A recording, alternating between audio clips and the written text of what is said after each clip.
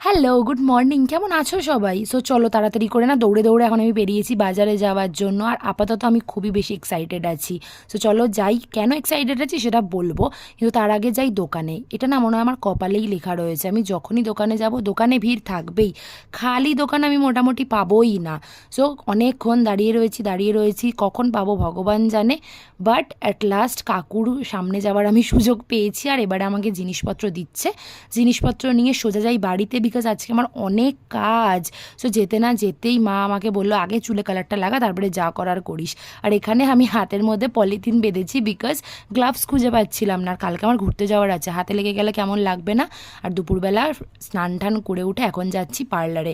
আর বসন্ত এসেছে, ফুলগুলো কি সুন্দর লাগছে, চারিদিকে এরকম ফুল ফুটে রয়েছে, রাস্তাতে বেরোলেই ভালো লাগে। সো আমি আর মা যাচ্ছি, আর মায়ের মুখটা ঠিক এরকম, কারণ মাকে আমি ঘুম থেকে তুলে নিয়ে যাচ্ছি। তো চলো পার্লারে যাই, পরে কথা হবে, টাটা বাই।